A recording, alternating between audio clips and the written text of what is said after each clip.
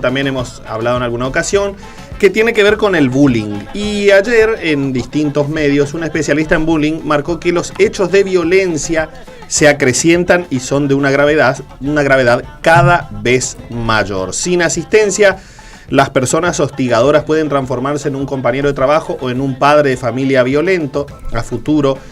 Paola Zavala es directora de la comunidad anti-bullying argentina. Yo estuve hablando con ella ayer para que pudiera charlar con nosotros al aire. Lo va a hacer probablemente la semana que viene. Es una organización desde la cual alertan que Argentina no cuenta con estadísticas actualizadas de casos de violencia entre niños, niñas y adolescentes. Lo que vemos es que los hechos de violencia se acrecientan y son de una gravedad cada vez mayor.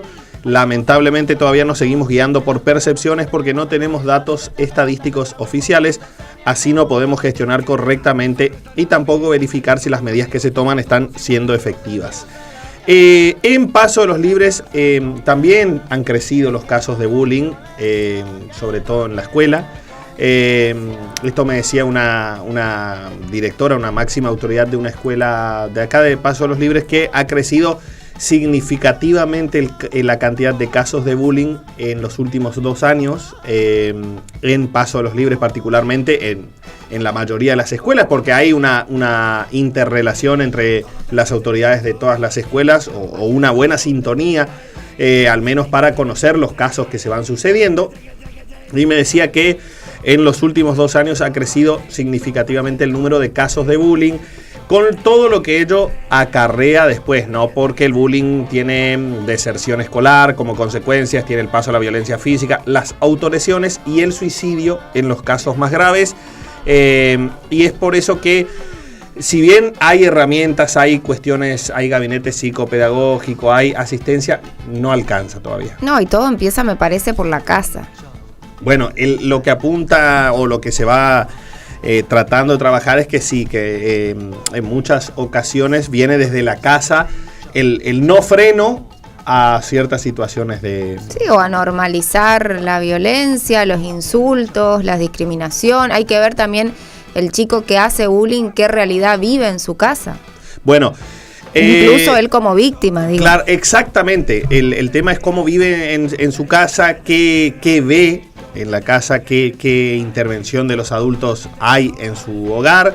Hay que brindar asistencia no solo al menor víctima de acoso, decías Paola Zavala, sino también a aquel niño, niña o adolescente hostigador, que es lo que marcás vos, porque hay que poner a consideración que un estudiante que actúa con violencia verbal también se habrá encontrado en alguna situación de vulnerabilidad psíquica que requiere la misma calidad de acompañamiento, que marcaba que el trabajo debe ser integral, que hay que prestarle atención al ritmo de vida del hogar, de esta persona, del hostigador, digo, y lo que sí hizo hincapié en la gravedad del bullying, porque con el paso del tiempo se vincula con otras problemáticas como la deserción escolar, el paso a la violencia física, las autolesiones y el suicidio en los casos más graves.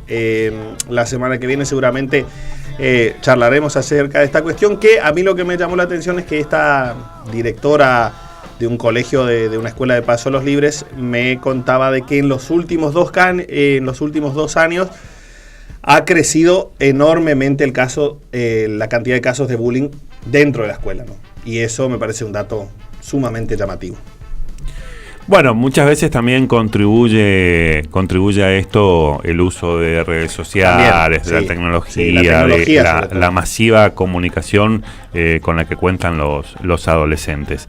Estoy tratando de ver una noticia que circulaba y se veía en las redes sociales y en los distintos canales de televisión, sobre todo los de tirada nacional, de esta persona, una correntina que se había sido sometida durante más de 20 años a la trata laboral en Rosario, una persona analfabeta que fue captada con 14 años por esta familia. Vivía cama adentro, no percibía ningún tipo de remuneración, solamente, le daban lo mínimo para sobrevivir, podía salir a hacer algún tipo de gestión o de tarea, pero tiene que volver a la casa, y se activa esta situación porque aparentemente se había hecho un censo, un relevamiento del Ministerio de Salud o alguna cosa así, y detectaron esta situación. Bueno, la trata es un delito federal que está establecido en el artículo 145 bis del Código Penal. Bueno, se activaron los mecanismos y el juzgado federal, de aquella circunscripción judicial, estamos hablando de la provincia de Santa Fe, estamos hablando de Rosario, intervino, hizo 2 allanamientos en simultáneo y uno de ellos se encontró a la víctima, ¿no? Bueno, quedaron imputados todos los integrantes de la familia por este delito.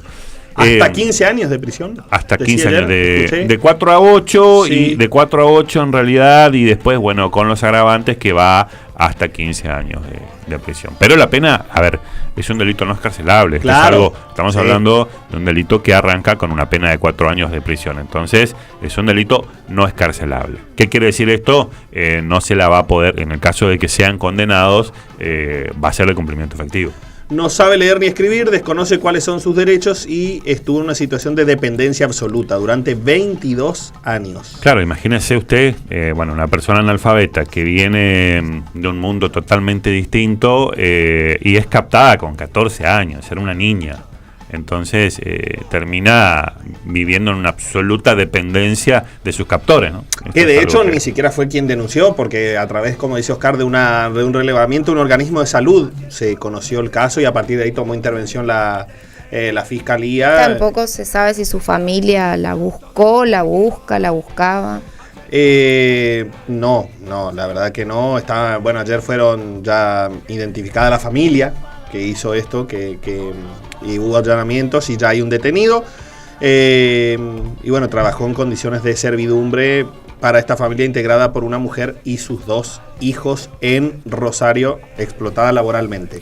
Sí, muchas veces uno ve estas noticias que nos llaman poderosamente la atención, pero también hay que entender el contexto y el alto grado de vulnerabilidad social que tienen estas personas que son captadas y que son observadas por sus captores. Es decir, no es que vienen generalmente se dan situaciones que son de familias numerosas, de escasos recursos. Con una propuesta de trabajo, de mejor vida. Exactamente. Se alejan absolutamente de su núcleo familiar y de su centro de vida, lo llevan a otro lugar en donde no conocen a nadie, lo aíslan del resto de la población y se genera, como dice, una autodependencia, aparte en la ignorancia de no saber leer, de no saber escribir, de tener poco diálogo, poca comunicación, terminan envueltos. Sí, claro, y con el perdón del horario, es la dependencia de esta gente y la hijaputez de los que lo hacen, pero ¿no? Porque supuesto, son reverendos y HDP los que hacen esto,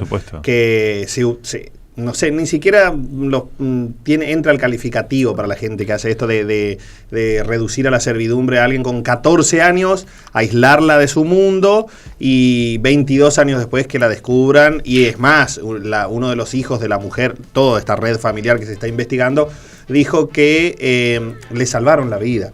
Entonces la gravedad aumenta porque la hijaputez aumenta. Sí, porque quieren incluso... Sí, justificarse siendo todos cómplices. Exactamente. ¿Y también se la explotaba sexualmente? No hay todavía, no hay datos todavía. Aparentemente no, ya sería de una gravedad. Y ahí se agrava inclusive hasta la calificación. Sí, sin duda. Ahí ya pasamos a un delito severamente penado y aparte, que va contra la integridad sexual, sí, claro. Mucho más grave. Con el permiso de ustedes, ambos, voy a leer esta nota de invitación. Tenemos el agrado de dirigirnos a ustedes a efectos de contarles que en el marco del mes de la inclusión, para promover la concientización y el apoyo de la integración de personas con discapacidad en la sociedad, la comunidad educativa de la Escuela Especial número 19, licenciada Julia Ofelia Cubilla, organizó una marcha inclusiva con el objeto de generar conciencia en nuestra localidad y homenajear a nuestros niños, brindando a la sociedad la posibilidad de que puedan reflexionar y comprender que es necesario tener una mirada amplia e inclusiva que acepte la diversidad, entendiendo que todas las personas con discapacidad son sujetos plenos de derechos. La marcha La nota es un poco más extensa, ¿no? La marcha se realizará el día miércoles 8 de octubre del corriente año a partir de las 9:30 de la mañana y la concentración será unos minutos antes en la Escuela Especial Sarmiento 438. La marcha va a finalizar en Rivadavia y Colón, la plazoleta del Banco de Corrientes para que se ubiquen, en donde habrá un cierre artístico. Contamos con la valiosa presencia. Bueno, muchas gracias por la invitación. Esto está dirigido al doctor Oscar Acebal, que es el director de Radio Sónica, y a todo el personal. Comunidad Educativa de la Escuela Especial número 19, miércoles 8 de octubre a partir de las 9:30 de la mañana, esta marcha. Bien, perfecto. Bueno, después hay que acordarse de repetirlo. Sí, para la semana que viene. Claro, miércoles 9:30. Bueno, les cuento que el Instituto Oncológico Papa Francisco de Corrientes anunció la puesta en marcha de un nuevo canal de comunicación para solicitar turnos para pacientes oncológicos. Sí. Los que estén interesados pueden generar su turno comunicándose al WhatsApp 3794-012571 en el horario de las 8 y las 17 horas y tienen que adjuntar la orden de la derivación médica. Esto es para el Instituto Oncológico que hablábamos ayer, ¿no? Claro, que está ubicado en Corrientes Capital. Para la gente del interior que quiera gestionar un turno, que quiera ir a hacer una consulta, lo puede hacer ahora por WhatsApp 3794-012571. Como dice Ángeles, imprescindible la foto del DNI, el pedido de derivación médica con resultado de biopsia y el carnet de la cobertura social, si es que la tuviera. Claro. Del paciente. 8 a 17 horas, ¿no, Peque? Este es el horario de lunes a viernes para poder obtener para los pacientes oncológicos, para alguno de los especialistas de este Instituto de Oncología, que ayer hablábamos que ya más de 1.000 pacientes habían accedido a realizarse estudios en este centro médico ubicado en la capital provincial. Bien, hubo sesión de la Honorable Cámara de Senadores de la Nación y se trató el tema del veto de el presidente Javier Milei respecto de los fondos para la educación y bueno, tuvo... Y para el Garrahan. Tuvo media, a ver, vamos a, para que la gente por ahí lo entienda un poquito. Se reafirmó, insistió nuevamente la Cámara de Senadores, que era la Cámara de origen, respecto a esto. Ahora debe pasar a la otra Cámara y si lo sostiene, bueno, es nuevamente la insistencia en contra del veto de... Claro, rechazó los dos vetos, como dice Oscar, nuevamente el Senado, ahí están los datos, la foto de lo que fue la sesión de ayer, que estuvo presidida por Victoria Villarruel, y por amplio margen los 2/3 que requieren las leyes para ser insistidas por el Congreso. Se rechazaron nuevamente los vetos de Javier Milei a la emergencia pediátrica, el Hospital Garrahan como emblema, y el blindaje de los presupuestos de universidades públicas también, por amplio margen. Ahí votaron juntos peronistas, radicales, partidos provinciales, algunos del PRO.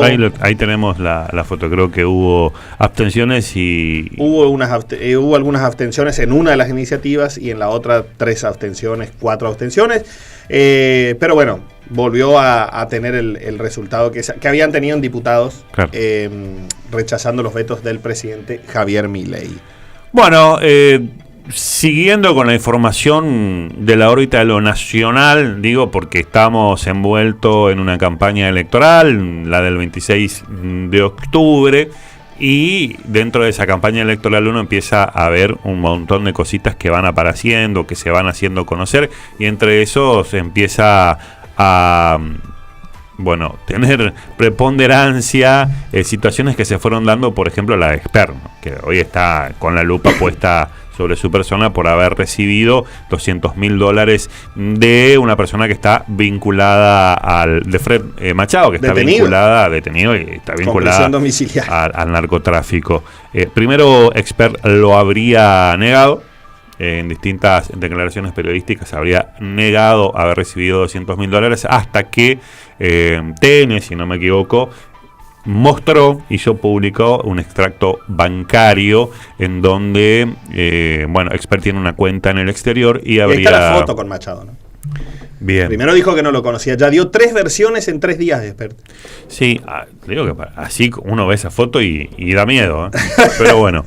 Y termina reconociendo haber recibido $200.000, pero bueno, que él dice no fueron para la campaña del 2019, sino que fue por asesoramiento. Privado. A la pelotita. Asesoramiento privado de una empresa de Guatemala, asesoramiento que no hizo porque vino la pandemia, dijo después, no devolvió tampoco los $200.000 y la empresa no existe. Es una empresa de Guatemala y Fred Machado está preso en Viedma, en Río Negro, tiene prisión domiciliaria en la casa de la madre, está condenado, su socia está condenado por la justicia de Estados Unidos. Él también se está tramitando un proceso de extradición, pero bueno, obviamente, anoche todos los medios nacionales, todos, porque desde La Nación el arco ideológico es gigante, entendían que Expert iba a ser bajado de la candidatura a diputado nacional. Milei después salió a reivindicarlo. A reivindicarlo y a sostenerlo en las redes sociales. Hizo un video en el que la explicación deja más dudas que certezas. Sí. Vi una parte del video después. Y en un momento interviene la Cámara Nacional Electoral como pidiendo, no apuro, pero dice, hay que volver a imprimir todas las boletas, porque ya se han impreso las boletas para el 26 de octubre. Si renuncia, hay que volver a hacer Si renuncia ahora. Renuncia ahora. Entonces, y danos tiempo para... El secretario electoral comentó esta situación, de que, bueno, después Expert dijo que no va a renunciar, que su candidatura sigue firme. Pero, quiero decir, estamos a 3 de octubre, faltan 23 días, ¿no? Claro. 3 domingos a partir de este domingo para la elección nacional. Sin restarle mérito a la situación, no por esto estoy diciendo que no se agrade, no por esto estoy diciendo que no haya ocurrido, y esta situación de los dichos y desdichos de este candidato, que aparte no solamente, está vinculado fuertemente al gobierno y ocupa un lugar preponderante en la política argentina. No estamos hablando de una persona... Bueno, habían pedido la expulsión de la Cámara de Diputados también. Por eso. Estaba ahí, bueno. Pero entonces estamos hablando de un diputado que a su vez viene en política desde hace mucho tiempo. Sí. Y que dicen muchos, es amigo personal, estuvieron en algún momento alejados, pero bueno, es amigo personal del presidente Javier Milei. Entonces, bueno, sin restarle mérito a esta situación, mérito en cuanto a la importancia, claro, la importancia. ¿Cómo estas cosas quedan guardaditas abajo de la alfombra? ¿Cómo es estas cartas que tienen los del otro lado de la vereda y las empiezan a sacar a medida de que se va acercando el plazo electoral? Bueno, Javier Milei hablaba de que esto es una campaña, parte del kirchnerismo, de los ensobrados, y un montón de cositas más en contra de la libertad, y ahí viene con, bueno, sí, o la libertad avanza o Argentina retrocede y todo. Casi me acordé de una Argentina distinta, es imposible. Con lo mismo de siempre. Lo mismo de siempre de hace 2 años.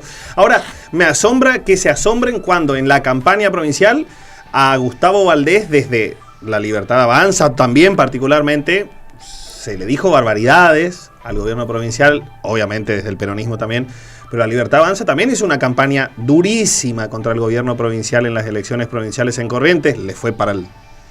sí, pero hizo, fue el mismo, o sea, fue un formato similar, acusando de acusaciones de miles sin sustento, inclusive.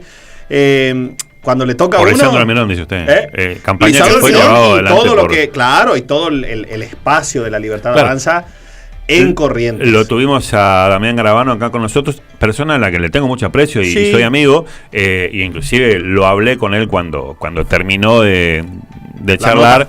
Le digo, está bien, estuviste durísimo, pero es tu manera de hacer política.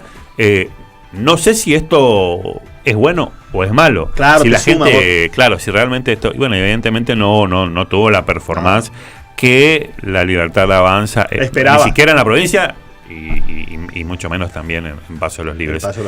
Entonces uno dice, bueno, me parece que empieza a caerse a pedazos.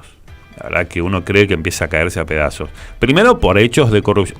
Con esto no estoy diciendo que lo que estaba antes era mejor, no, que no se malinterprete, por favor. Otros espacios, a ver, claro, y ahí empieza, bueno, lo de los gobernadores unidos, empiezan a buscar una alternativa porque se ve que esto se empieza a desmoronar, con hechos de corrupción, que si uno lo compara con los del gobierno anterior, son unos nenes de pecho, pero no por eso quiere decir que esto no sea grave o que las cosas no pasaron. Estamos hablando de un presidente que nos prometió que venía a cambiar todo esto.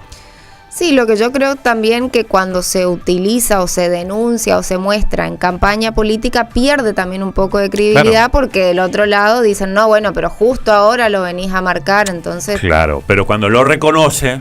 Sí. Cuando lo reconoce es como que dice, bueno, por eso digo, esto queda guardadito abajo la alfombra. Sí, es decir, es una carta que la vamos a usar cuando tenga un impacto, cuando a la sociedad le moleste porque tenga que ir a votar. Claro. Sí, es lógico que sea utilizado políticamente, pero bueno, la política funciona así. Ahora, esto no hace desaparecer el hecho. El hecho ocurrió porque fue reconocido por Esper. Y ahí es donde uno dice, está bien.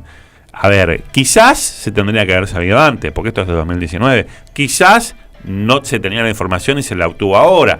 Quizás se accedió a esa información, porque también hay mucha información que se vende, ¿no? Mucha información que dice, mira, tengo esto es verdad, esto es así. Bueno, se opera políticamente, por supuesto que se opera políticamente con esto, pero eso no hace desaparecer el hecho. Eso es lo que quiero decir. A ver, si recibiste $200.000 de una persona que está acusada de... Y como dice, detenida por narcotráfico... Ay. No. Y bueno, después insisto, se suma a distintos hechos de corrupción que ya viene. El 3% de Karina. El 3% de Karina, lo de las criptomonedas. Españolo en Andis, amigo de Esper también. Que Esper lo negó su amistad y aparecieron 25 fotos con Esper en los últimos 6 meses, un año, antes que Españolo caiga en desgracia, ¿no? Que lo desconocen todos ahora, hasta su abogado lo desconoció. Sí. Criptomonedas, Españolo, 3%, el tema de los negocios con el PAM y los negocios con la obra social. Claro, bueno, sí, hay que ver. Hay que ver cómo impacta a lo largo y ancho del país, no solo, porque ahora es una elección nacional. Claro. Es una elección nacional. Sí, en donde las provincias no van. Las provincias eligen sus representantes. Sí, Ayer mostraban una encuesta. Es una elección fría, si se entiende. Es una elección fría. Mostraron una encuesta en uno de los canales de la capital de la provincia, donde, de acuerdo a este sondeo, de una empresa que estuvo muy cerca de pegarle a los resultados del 31 de agosto, muestra un amplio triunfo nuevamente de Vamos Corrientes, que le permitiría, en la cifra que marcaba la encuesta ayer, quedarse con los 3 diputados nacionales, lo que sería... un logro enorme para el gobierno provincial, porque recordemos que en esta elección se eligen legisladores. Corrientes no elige senadores, Corrientes va a elegir senadores provinciales dentro de 2 años.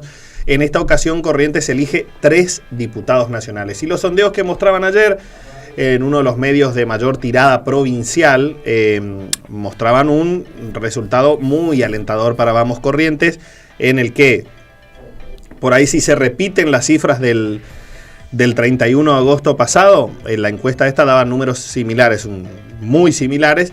Vamos Corrientes podría quedarse con los 3 diputados nacionales, lo que sería una gran elección de cara al futuro, ¿no? Sí, y lo pondría en jaque también a Javier Milei o a el gobierno nacional, porque no es algo que se va a dar solamente en Corrientes. No, mostraban encuestas de Santa Fe también, donde el gobernador va a tener una muy buena performance, parece Maxi Puyaro, de Provincias Unidas también digo. Sí. Lo mismo pasaría en Chubut con Nacho Torres. Es decir, hay distintos lugares del país en donde los oficialismos provinciales van a tener muy buen resultado. Subestimar el poder y la importancia que tienen las 23 provincias de este sistema federal que tenemos, me parece que fue uno de los peores errores que cometió el presidente y la gente que rodea al Poder Ejecutivo, ningunear a los gobernadores, ningunear a los distintos congresales que representan a las provincias, porque entendamos que tenemos 3 senadores por cada provincia y después, bueno, distintas cantidades de diputados por la población, por la cuestión demográfica que tenga cada provincia, que Corrientes tiene 3, pero coincide, digamos, ahí. Claro. Estaba peleando por uno más porque de acuerdo al último censo habría que asignarle un diputado más a Corrientes. Es una discusión que va a quedar para después. Sí. Pero entonces me parece que pelearse con la política, lo que hizo Javier Milei es dar una pelea en la cual me parece que no estaba en condiciones de dar. Es decir, ponerte a cocorear y a gritar y a insultar al que después le venís a pedir que te dé una mano cuando uno no tiene, o cuando él no tiene la palanca como para presionar a que las cosas salgan como él quiere. Me parece de hasta un poco infantil y hasta chiquilín, lo que por ahí de alguna manera se hizo. Pero bueno, esto lo digo yo como... Pero bueno, por eso te digo, después del 26 de octubre, después del 10 de diciembre en realidad, cuando suman los nuevos legisladores, quizá va a cambiar el mapa del Congreso, de hecho, el Congreso Nacional estamos hablando, y habrá que ver ahí la reconfiguración de fuerzas de cara a estos 2 años que le quedan a la gestión por delante, ¿no? A la gestión nacional. Sí, pero cuando su ministro del Interior asume, y en el acto de asunción trata de subgobiernos a las provincias, y es una mojada de oreja. Es una mojada de oreja nuevamente para todos los gobernadores, para todos los diputados, para todos los senadores y para todos los provincianos. A mí no me gusta escuchar que nosotros somos que somos inferiores, que somos menos que aquellos que viven en el puerto de Buenos Aires o que están en la gran ciudad capital de Buenos Aires, que debo decir, viven muchas veces a costilla del esfuerzo de las provincias de este país. Entonces, molesta mucho que se quiera buscar el diálogo, el consenso, pero arrancás nuevamente ninguneando y menospreciando a las provincias que conforman este hermoso país. Menos 10. Menos 10. Bueno, ahí está hablando, pasando las 10 de la mañana. Antes de que cabeceando. Claro, antes de que haga el ingreso, la verdad que no. Estaba no cabeceando ya. Tengo que leer una nota que viene de parte del municipio de Paso de los Libres. Nota informativa a los proveedores. Estimados proveedores, por medio de la presente se informa a todos los proveedores del municipio que en marco del proceso de traspaso de gestión administrativa se estará recepcionando hasta el día 31 de octubre del corriente año la presentación de facturas pendientes de órdenes de compras emitidas por este municipio. Solicitamos a los proveedores que aún no hayan efectuado la entrega de la documentación correspondiente proceder a su presentación dentro del plazo mencionado a fin de garantizar el debido registro y cierre de la presente gestión para dar paso a la gestión entrante. Agradecemos de antemano su colaboración y cumplimiento en tiempo y forma. Sin otro particular, saluda cordialmente Jorge Zasca, secretario de Hacienda del municipio de Paso de los Libres. Bien. Horacio Romero, buen día, ¿cómo le va? ¿Cómo anda usted?